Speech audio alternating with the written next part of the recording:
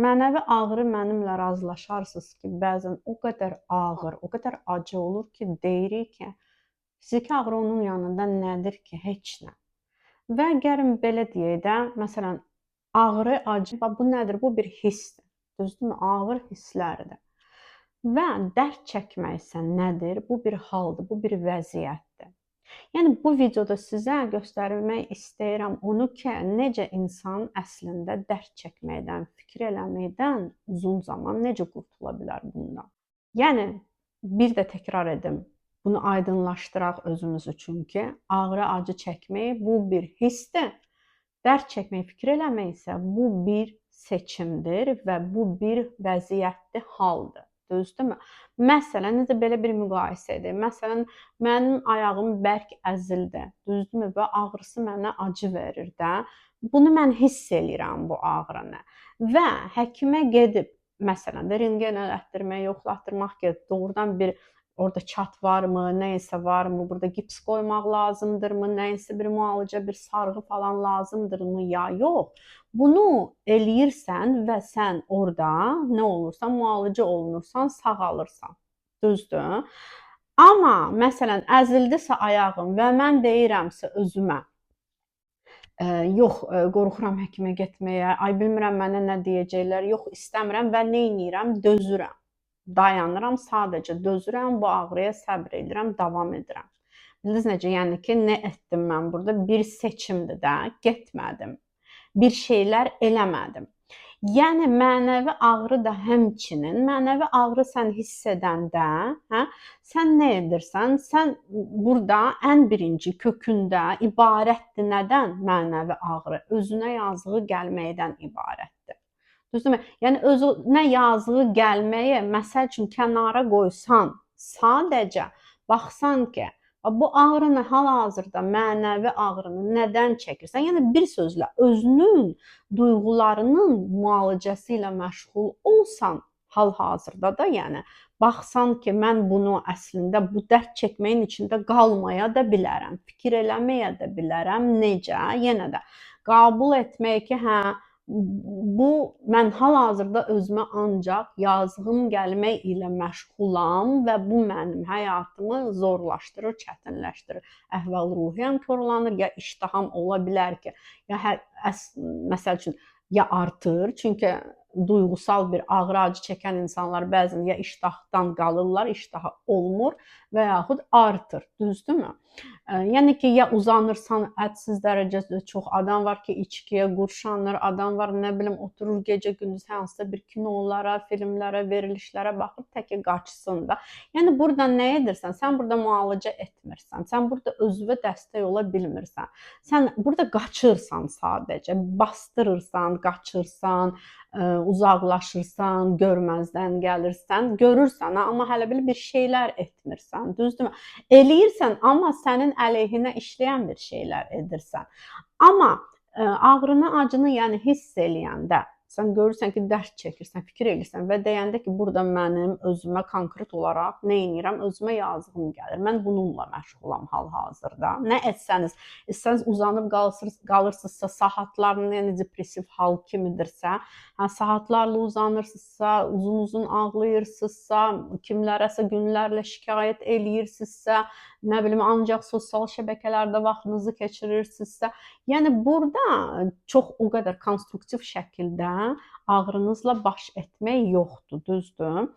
Bunun yerinə, yəni yenə də dərk edirsən ki, yazığım gəlir özümə və salam, bunu qoyduq kənara, baxırsan səbəb, nəticəyə, yəni ki, kimlər nələr elədi ki, sənə bu heç, o da aydındır. Hansı hadisələrdən sonra nələr baş verdi, sən bu acını çəkirsən, başqalarından irəli gələnlər o başqa, səndə olan bu səbəb nəticə.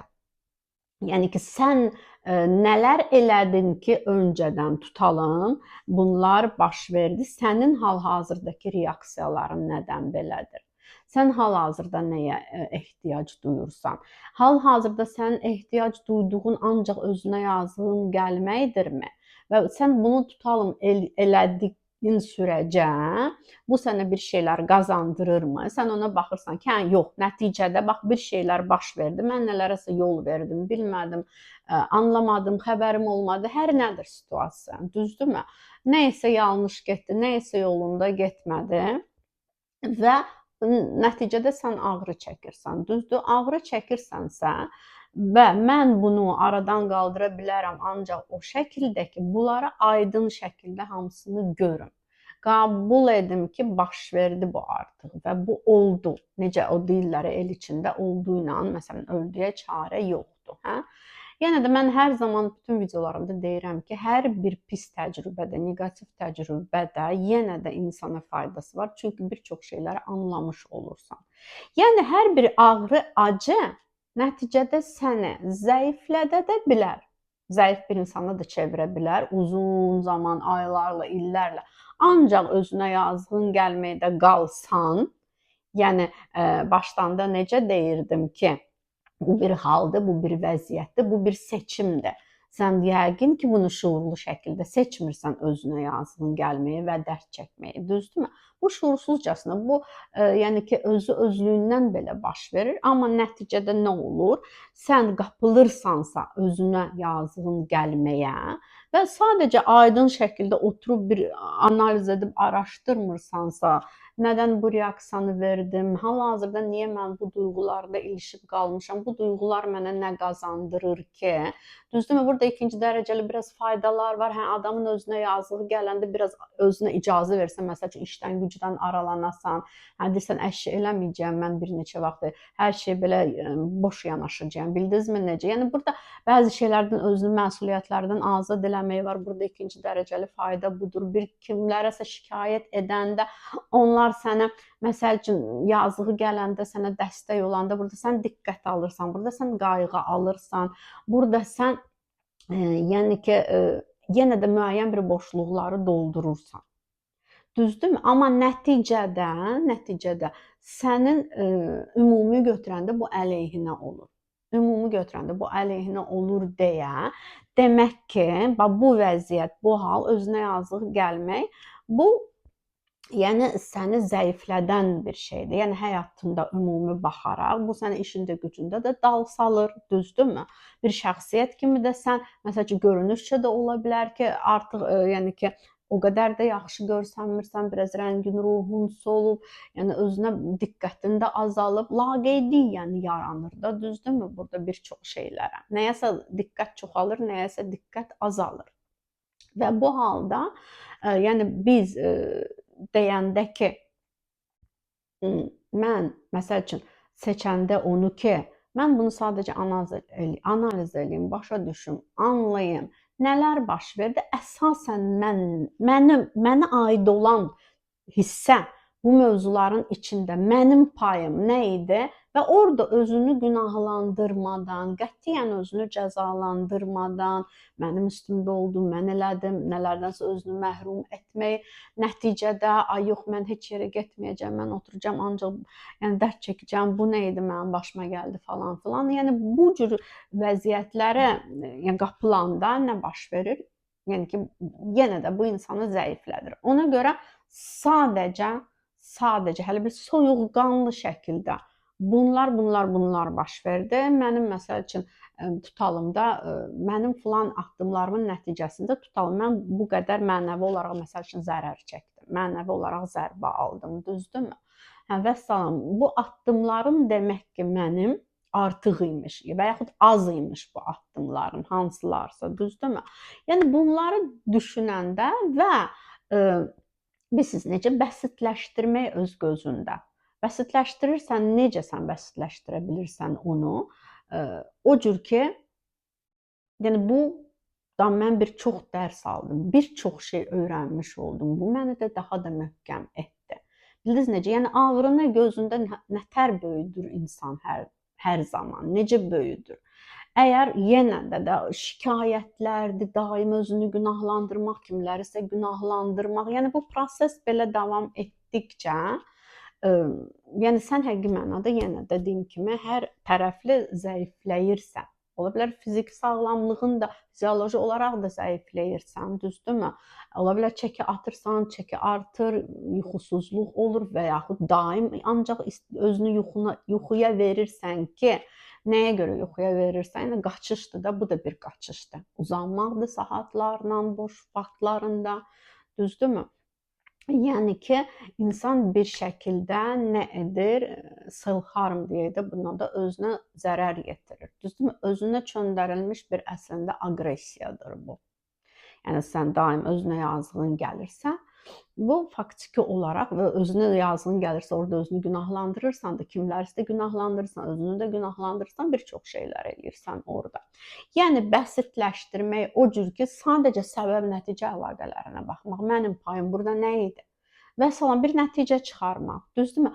Və baxın, o momentdə ki, haçan ki, çox bərk sizə həqiqi mənada bax, hətta fizioloji olaraq belə bədəninizdə nəsə hiss edirsiniz, bir belə ağırlıq hələ bir çöküb də ola bilər. Bax, bəzən əsas harda olur? Bax, bu hissədə olur, düzdürmü? Ola bilər boğaz belə düyümlənib, sıxılıb qalıb, elədirmi?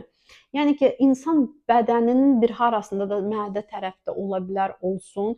Yəni ki, ağırlığı harda hiss edirsinizsə, çox acı çəkən vaxtlarda, yəni belə bir tövsiyə eləyərdim ki, yəni burada bədənlə əlaqəni gücləndirməyi necə? Əllərinizi həmin o hissəyə, məsələn ki, buradırmı sıxılan, düzdürmü?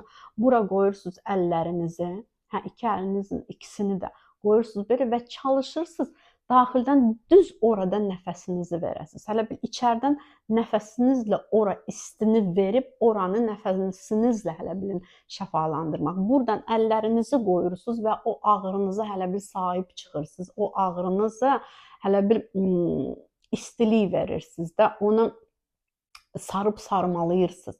Buradan əllərinizlə sarıb sarmalayırsınız. Oradan da nəfəsinizi ora, hələ bil ora ötürürsən. Nəfəs alırsan, içəri çəkəndə nəfəsi.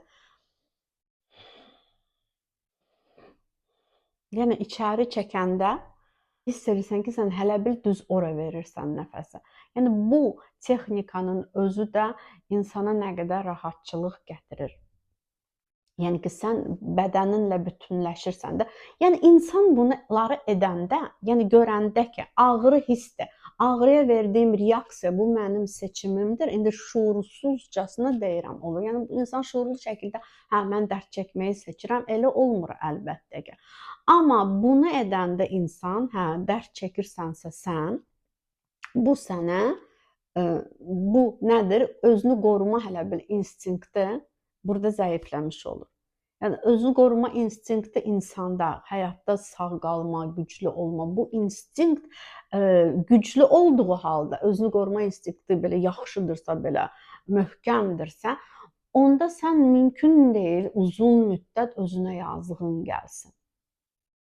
Bildinizmi necə? Yəni burada hələ bir refleks zəif olmamalıdır. Yəni refleksinizi gücləndirmək, refleksləri, yəni mən özümü qoruyuram, mən dərd çəkməyi seçmirəm, mən seçirəm bunu sadəcə analiz edim, bir şeylər anlayım, dərs çıxardım və əsasən mənim payım burada nə idi?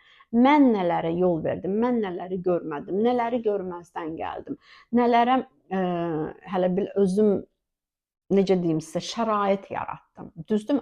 Bunları görəndə, yəni ki, sən bəsitləşdirirsən, deyirsən, vəssalam, bu mənim üçün bir kitabdır, bir həyat dərsidir mənə və o cürdə bir həyat dərsi kimi hələ bir kitab yazmış olursan, onu da qaldırıb qoyursan rəfə. Rəflərə qoyursan ki, vəssalam, bu mənim yaddaşımda qaldı, mən buradan bir çox şeylər anladım. Yəni bu qədər. Çalışın acınıza, ağrınıza, dərdinizə bu cür yanaşasınız. Bu cür yanaşmaq sizə möhkəmlik gətirəcək. Sizin o, məsəl üçün, müxtəlif simptomlardır da, hansılar ki, yaranıb, iştahsızlıq yaranıbsa, yuxusuzluq yaranıbsa, hər şeyə əsəb olursunuz, qıcıq olursunuz və yaxud apatiya, heç nə vecinizə deyil, hər şeyə qarşı laqeydsiz. Bu yavaş-yavaş sizdə təzədən bərpa olacaq.